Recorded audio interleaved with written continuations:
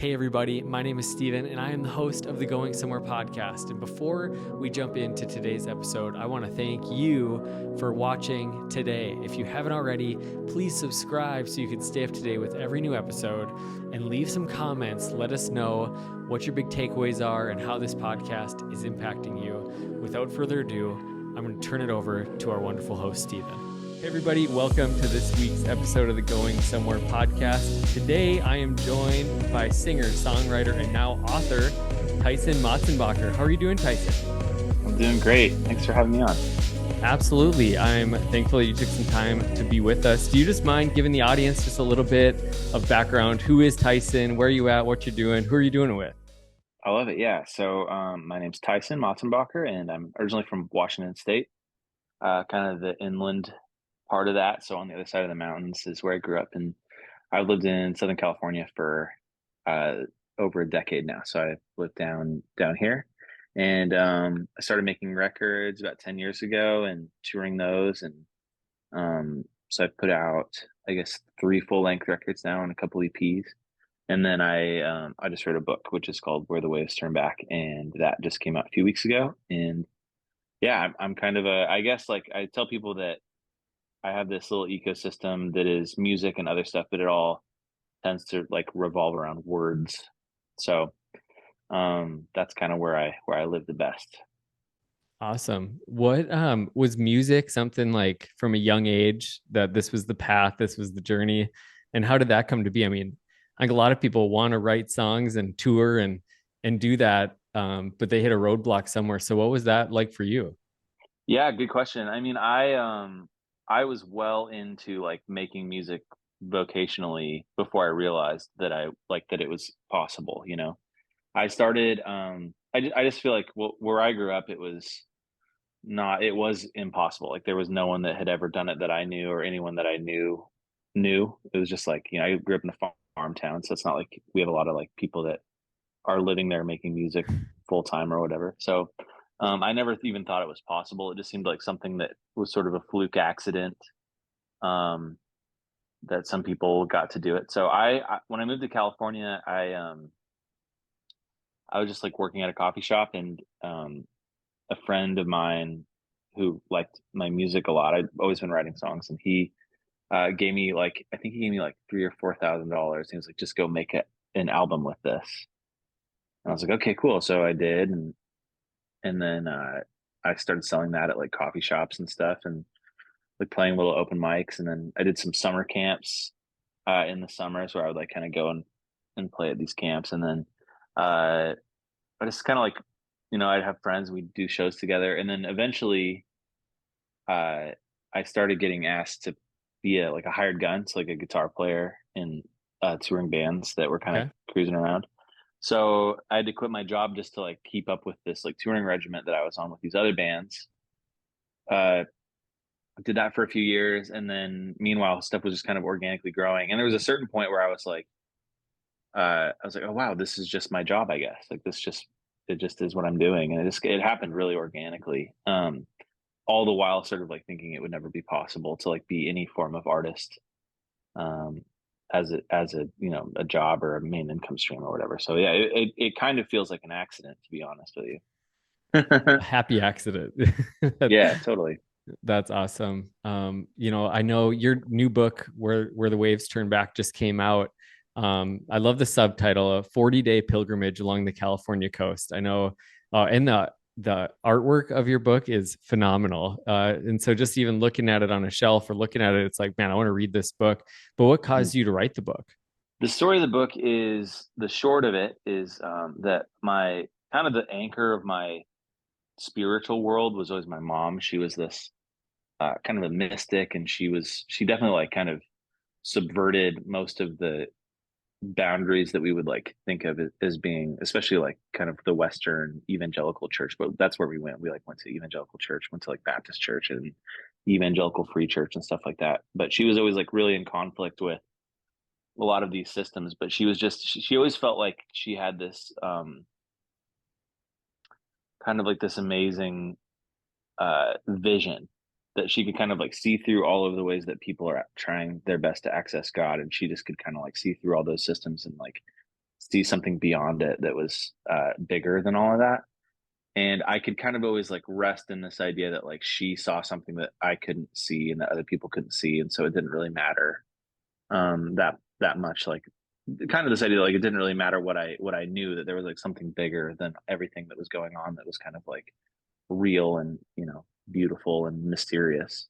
And she got sick and she passed away. So she got cancer and she fought it for 5 years, and then she passed away. Actually, 4 or 5 years, yeah. And then she passed away, and it was this like kind of crisis of many things for me, like crisis of like identity and like safety, but also of faith. Like faith was a big part of it. Like, what does it mean to move forward into the future without this like foundational person in my life? So she told me to do something. Basically, she was like, when she was in a hospice, she said that she wanted me to do something. She said, "I want you to do something stupid and irresponsible," which I just love. That was like the kind of mom that she was. She was like kind of the anti-mother in that type of like harboring way. Like she was always like pushing me out to do things. Wow. Which Yeah. to our earlier point is actually one of the reasons why I think I was able to make music vocationally, was that I was being pushed that direction by her a lot. Was just like, do things that are dangerous and scary and outside of your comfort zone, because Wow. Yeah. that's where like the really beautiful things live or whatever. I discovered around that time this. So in Spain, there's a really famous pilgrims road called the Camino de Santiago that a lot of people done. Like there's a movie called The Way uh, that's about that road, Okay. and a lot of people do it. But there's actually a Camino in California as well that's been paved over and like lost for hundreds of years, depending on how you look at it. And it's called the El Camino Real, and it's this road that the Franciscans built like while the Spanish were colonizing California. And so it's a really complicated road because like a lot of the native Californians got sick and died, and there was a lot of like it was just like it's kind of a dark point in American history. There's also some beauty in it, which is that these Franciscans that were actually like really cared for these people, and they're building missions along the way and stuff. So there's this about 600-mile road. It actually technically goes all the way from Mexico City, but the main kind of traveled part was between Tijuana and San Francisco, Tijuana, Mexico, and San Francisco. And so it's this road that connects all of these missions all the way up to San Francisco. And it follows the beach, which is, to your point about the album or to the book cover, which is big. That's Big Sur, which is like I think one of the most beautiful places in the whole world. Um, uh, actually, the El Camino Real doesn't technically go through there, but I went that way because it's so pretty. So, Take your own path. Yeah. yeah, I kind of like, well, because in a lot of places we actually don't know where the road is. It's like been Right. lost, Yeah. Anyway, so I just decided to like walk this road, which has mostly been lost. It's like kind of all freeways and stuff now. And I just like packed a backpack, and I had a tent and a sleeping bag, and I basically just like would just walk as far as I could every day, and then I would just find some bush and set up my tent behind it, and I did that. Like it took me 40 days, which wasn't the plan. Kind of like none of this was really the plan. I just had this wild, weird idea to like grieve while I walked along the beach, basically. And that's what the book's about. So it's about like kind of stealth camping in LA, and meeting all the incredible, colorful characters you would along the way, and then a lot of reflection about my childhood too, and my family, and um, yeah. So that's what the book's about. Wow. When you took that journey, how many days or how long after your mom had passed did you put the backpack on and grab the sleeping bag and head out? It was 4 days. So, or actually 4 days after her memorial service. So she passed away on a Tuesday, memorial on Saturday. So it was really fresh. It was like right then. Right. So what was in kind of your hopes of doing that? Like when you were, in reflection, you can write a book about it and talk Mhm. about all the things you learned and all the people you met. But when you were standing in the doorway with the backpack, like what was in your mind, or what were you hoping that journey would bring you? There's actually, it's so funny. I was just with some friends last night, and there's this poem that one of my friends read me, and the line that stuck out to me, and it was like you've heard people say. I mean, I don't even know who wrote this poem, but you've heard people say like, don't just sit there, do something. And I say, don't just do something, sit there. Like this idea that like actually, especially in your 20s, like in your early years. I was in my 20s when this happened. um, there's this like impetus for just action, like kind of this frantic kinetic energy to just like do something, make something of yourself, move, like just go, go, go, go, go, go, go. And there's such important like pivotal years that like in reality, I think that like the slowing down is where the most important like lessons and development and like all the big good things come out of those like pauses basically. And I had been like just chaotic energy for years. Like I was on the road like sometimes 300 days a year, and like just sleeping on people's couches and just all over the country and doing all these things, which I'm glad that I did. But there was a point where I sort of like was looking back and thinking like, okay, I just missed this. And in some ways, I missed this enormous moment in my own life and in my mother's life, which was some of these really pivotal years the final years of her life. Like some of my chaotic energy was like too loud to like actually um, allow that quiet energy of someone leaving the world into it, which is like it's one of the most important things that you can have happen in your life. So I essentially what I decided was that I needed a time where everything stopped and where there was a like not only like a figurative turning of the page of like, there's the time before my mom and the time after, but like I needed something else to mark it in my life. Like there was the time before my mom and after my mom. There was the time before my walk and after my walk. But that time of actually walking was this like no place. It was like in The Magician's Nephew, that C.S. Lewis book. There's like this place called the Wood Between the Worlds, and it's this in between space. Right. And I think that when you're processing really important things, or you're sensing changes in your own life, or like the need for change, it's a really good idea to take space and time with something to like allow that space to like occupy the wholeness of your life. So that's what it was for me. Wow. I feel like a lot of people, when they grieve, the way that we almost naturally grieve is to fill the gaps and to fill our time and almost busy ourselves into, avoiding that being like the constant running reel in our minds or the thought in our minds. And I think that's like the opposite. And I can't imagine that being it's not a void of pain. I think it amplifies the pain when you Hmm. pause and you really reflect. So, I know one of the things that was in your book, there was an excerpt that I actually pulled out. You said author Neil Gaiman said that every character in a story has something they want and something they need. Usually the two are very different things. What is that what jumps out to you with that? And when you were in that doorway, when you were on that walk, what was it that compared to what you just kind of said, but what you wanted, what you needed? When I was writing this book, I like read that thing that Neil Gaiman wrote. He's one of my favorite authors. He's like he writes fantasy books and stuff, and I'm like a big fantasy nerd. Um, but yeah, when he said that, I was writing this book and I realized like um, that I am the character. It's like I'm the character in my own book, right? And so if there's something that you want and something that you need, I think this is actually it's a pretty good exercise in a lot of different little things that happen to us. But it's hard to see those things until a lot later most of the time. Right. And for me, what I wanted was answers. Like I wanted hard answers. Like how could this happen? Why did this happen to me? Why did this happen to some of these questions about injustice, which is that like there's all these it's like my mom was such a force and such a beautiful part of the world, not just for me, but for hundreds of people. She was like Wow. this gravitational force for people. And I was like, why did that go away? Like, why would we take something so beautiful out of the world? And so I wanted answers. I wanted to know. The main answer that I wanted was why. And why is like kind of an unanswerable question most of the time. It's really unanswerable. And what I needed was I needed like I guess the way that I can put it most distinctly is that I needed evidence that the world could be beautiful without my mother in it. Hmm. That like moving forward there could be a life worth living, that there could be beauty worth finding, that there could be that there could be adventures to have, and there could be hope and new beautiful chapters to come.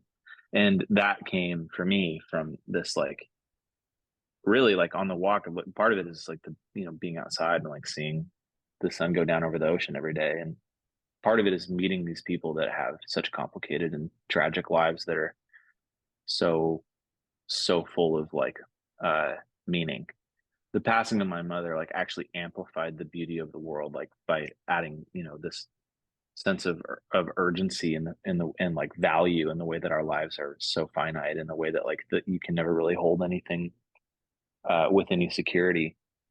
So yeah, that's how that went for me. That's a good question, because that's like, it's helpful for me to remember that like this was the thing that I needed, was just like to see that the world could be beautiful again.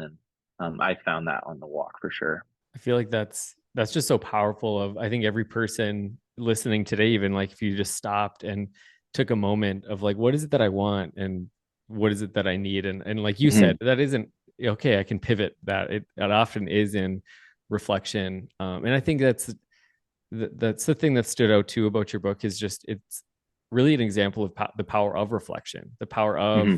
pausing and really, walking with that pain and I mean that tragedy. You were the age of a lot of our listeners, when that happened. Hmm. I think there's some people that have had similar experiences, and some that's almost like unimaginable. And I think to just take a moment and just think about from that perspective and Hmm. that point of view, like it's really an unearthing. And actually, I don't know if it was in the description or where it was, but there was something about the idea that when they buried your mom's body, it was like burying your version of your childhood faith. And I thought Hmm. that really stood out too. Like what changed about your faith, or what have you learned about faith, about God through your own journey? That's a really good question. I think like a lot of people, I think one like with a lot of the work, like the work that I've done, especially around faith, it's like kind of bringing questions up without resolving them for people in a way that's super satisfying. I think, and part of the reason why is because I think that that's the nature of God. Like as I grow older, it's like this. It's like a conflict within itself. You have to be able to hold these competing and like ideas that seem to be things that don't go together. It's like this. It's I think really what it is. There's a bigness to God in a way that I didn't have before. Like a kind of this like kind overwhelming feeling of like something that is so far beyond what I understand. And to really answer it, I guess, is like the at the end of the book, one of the things that the conclusions that I came to was, when it comes to asking these questions of like why, and you know the where, when, why, is like the newspaper questions. Those are usually like pretty complicated at best answers when it comes to like these types of questions and the character of something that's divine and enormous. But the question that I think is really worth asking is where, like where is God in it? And that I think is that's the thing that changed for me the most, is not like trying to wrap my head around what or like when or why or any of those types of questions. Like these really tangible questions that can help you feel like you're in control of something. But where, so like where is God in this? Like where does God exist inside my own suffering, inside my this moment in my life, inside my relationships? And those are the types of places, those are the type of questions that have been helpful for me, because I think you can find God in that. And those tend to like answer questions in ways that aren't using words very well. And I think there's depth in that. I think there's, Mm. I think not that it's necessarily wrong, but a lot of times when we grew up in the church, I grew up in the church, and, I had faith packaged to me. I had God packaged to me in a very Hmm. clean, tidy, orderly box and kind of way that I understood it. And then I think what happens oftentimes is that we do have these experiences that contradict that clean, orderly, you know, boxed in version that we kind of envisioned or think about. And then Hmm. it does kind of leave us almost, I hate to say, like disappointed. I think, right Yeah. now the topic of deconstruction is very common in the church. As a pastor, I, get to work with young adults, and I've worked with college students, and that's something that comes up constantly, is people just kind of more so reordering, like, where does this fit in? Like, what was this? And versus what I'm seeing in the world or around me, and how can I make sense of that? And sometimes we won't make sense of it. Like you said, like that's a messy process. It's not always Yeah. going to come out with that right answer. But I think the thing that I've seen is when people do wrestle with this, with the idea of that reconstruction process of like, I, what is true, what is real, where is Hmm. God? I think that it can be a really beautiful thing that strengthens and deepens that relationship in a powerful way. Yeah, I get like it's actually kind of funny. It's like in some ways I ended up in a world that I never really intended to be in. Um, which is that like I actually never really like intended to be in any sort of faith or Christian space at all. Like most of the music that and the work that I make doesn't really have anything to do with that. And but I'm really interested in being honest about things and writing things from an honest and true perspective. And it's funny because like a few of the songs that I've written came out of this time of like really questioning some of the things that I grew up with. And the book does that to a degree as well. And there's a lot of a lot of my fans are people that are like in this period of deconstruction, like you said.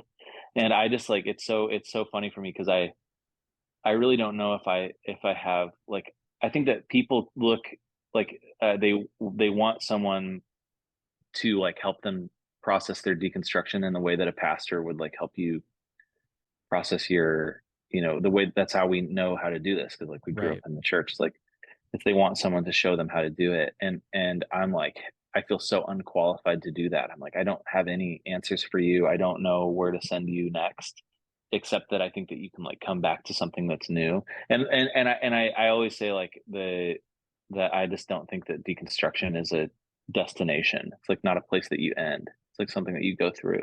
Anytime that you orient your life and your ideas around what you're not for, like what you're against, that's a really good way to end up like pretty bitter and sad and Mm. angry at the world. I think that my advice would be to just try to like, and that's like what I've been trying to do too, is to try to find ways to orient yourself and orient your future around the things that you're for and the things that you do believe and the things that you do love. And that's been helpful for me, I guess, is like to try to find the things that you do, find the things that you like and start and go from there.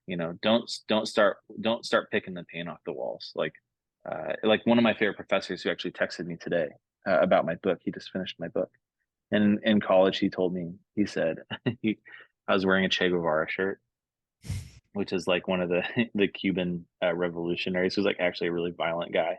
He started like picking on me for this T-shirt, and I said that I thought Che Guevara was cool because he was a revolutionary.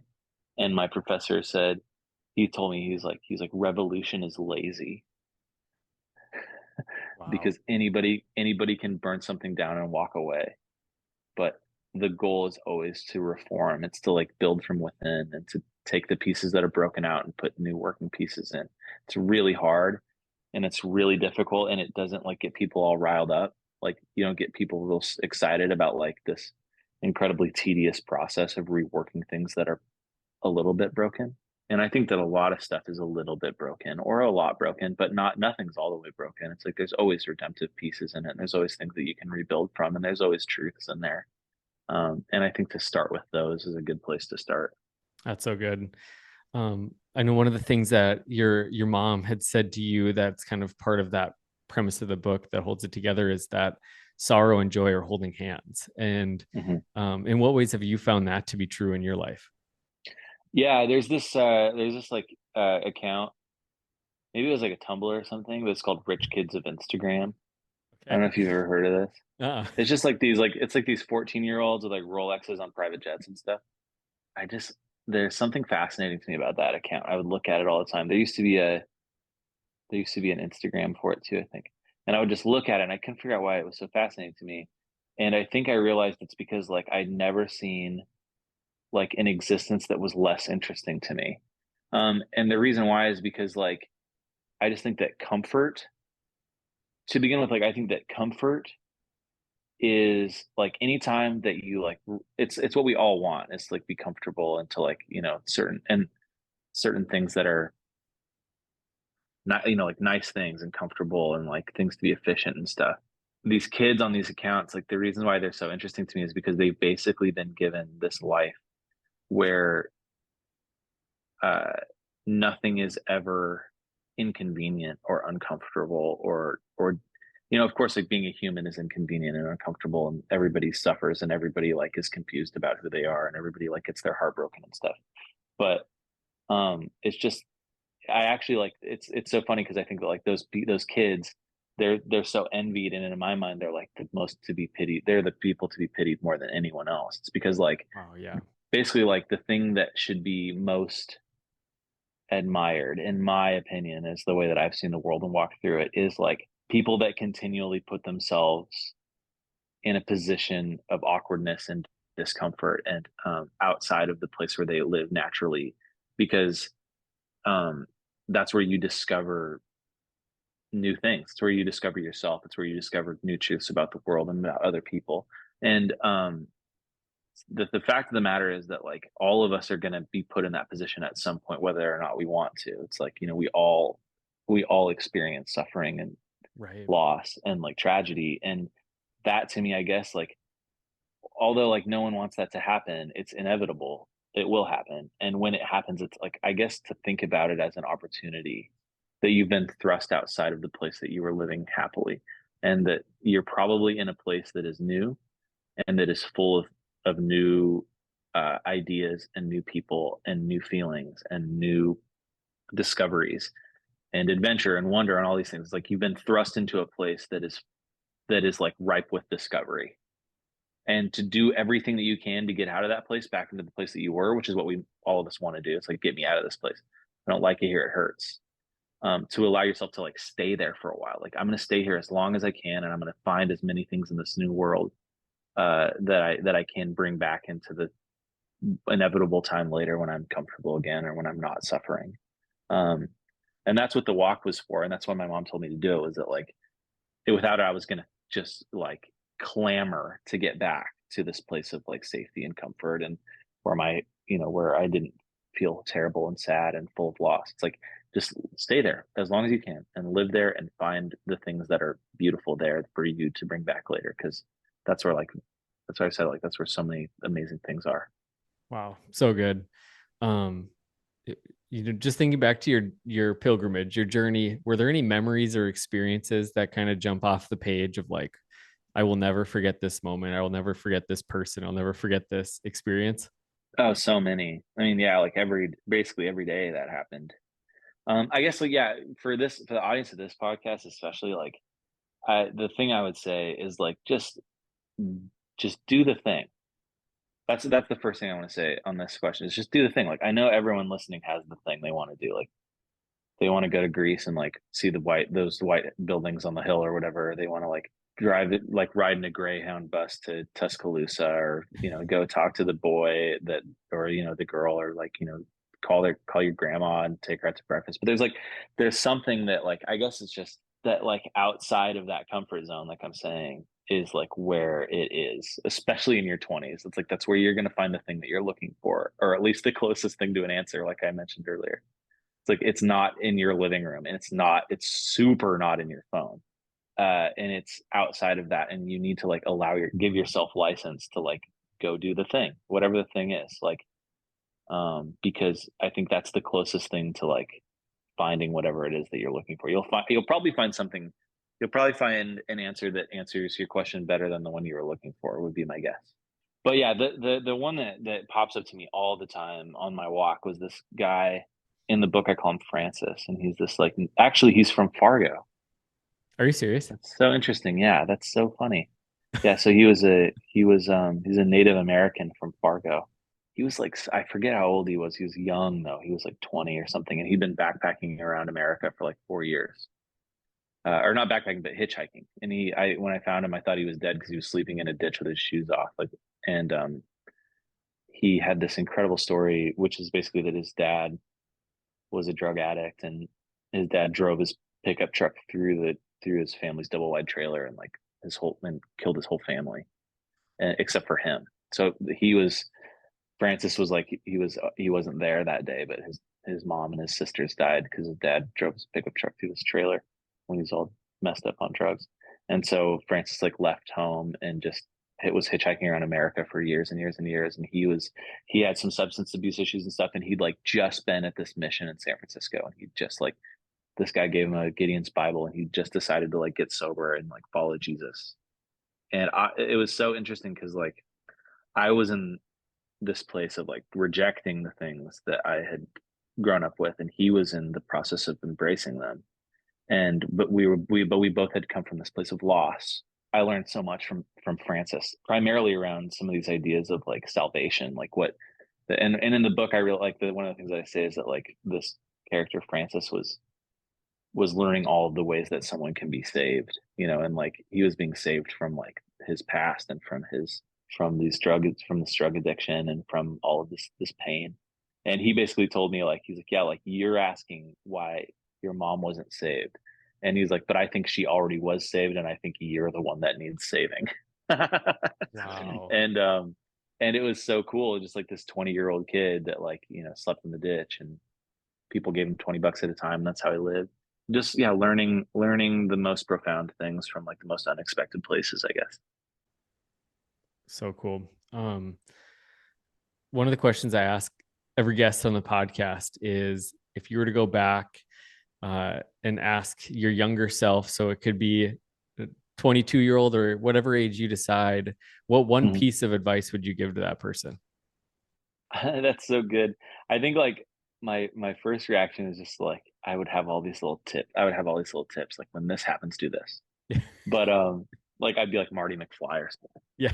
But really, I think it would be the first one would be to prioritize people. I think would be the most important thing. Like just that like that people are like the most important resource and the most valuable thing we have. And then secondly, it would be to like take bigger risks. And I took pretty big risks, but like I think I would have even taken bigger ones. Wow.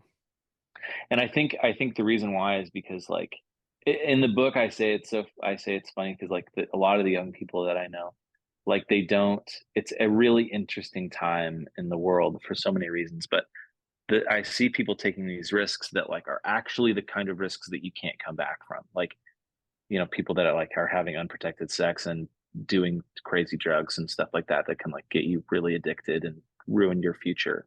But they're terrified to like go talk to a stranger or like move to a new city. Yeah. The things that scare you the most are like actually the worst case consequences of those things are almost nothing. That like life is short and you should go for it. You should do the thing. Amazing. Thanks so much. I know I'm excited for our audience to get their hands on your book, Where the Waves Turn Back. Where can you get the book? Where can you listen to your music? How can they find you? Yeah, I'm trying not to be on social media that much, but I am on Instagram. And so I'm on there. If you look Tyson Motsenbocker up on there, it should pop up. And yeah, you can listen on Spotify to my music, or you can, buy vinyl records and stuff on my website. And the book is on Amazon. That's probably the easiest place to find it, is on Amazon. So, and it's like in Barnes and Noble and stuff like that too. So if you want to go buy a physical copy, you can. Amazing. Well, hey, thanks for writing it, but thanks for, the honesty, the vulnerability to write it and to kind of bring a lot of those private, big things out for people to process their own stories and their own journey. So appreciate your work, what you do, who you are. Thanks for jumping on the podcast. Thanks so much for having me. It's been great chatting with you. Awesome. You as well. Hey, thanks for listening to this week's episode of the podcast. I enjoyed this conversation with Tyson. I've been looking forward to it for a long time, ever since I got my hands on his book. This book is something that I think will help a lot of people, regardless of whether or not you've experienced tragedy or hardship or pain in a significant way. I think it's a reminder for us that what a meaningful life and a life that's full of value and hope is on the other side of us really being real and honest with our lives and journeying with God through our life. And so I just want to encourage you to pick up his book, but also I want to take this time just to remind you that reflection and pausing is a vital part of growing in our faith. That to really have a vibrant faith and a deep connection with God, we have to bring our real, authentic selves, no matter what that is. And if you're somebody that's maybe walking through what you would call a deconstruction phase, that you're kind of evaluating what you believe and thinking through, is this true? Is this right? And where does this all fit in? what I'd encourage you to do is to really face that with somebody else, that bring somebody that you trust into that journey. And always, like Tyson said, have a hope for reconstruction, have a hope for rebuilding what this is. It's not enough just to take it all down, but to build it to something. And I think something that I would remind you and recommend for you too is to have a Bible along for the journey, because there are experiences and things that we've walked through, but our theology can't be just a collection of our experiences. It's our experiences being evaluated through the lens of Scripture and bringing those to God, or God who loves you, cares for you, and wants a real relationship with you. And so I'm here for you. This podcast community is here for you. We love you. We hope that you have a great day. Hope you come back for the next episode. And if you haven't already, like, subscribe, do all those things that you can stay in the loop, but also leave a comment and a review so other people can hear about the podcast. We'll see you next time. Love you.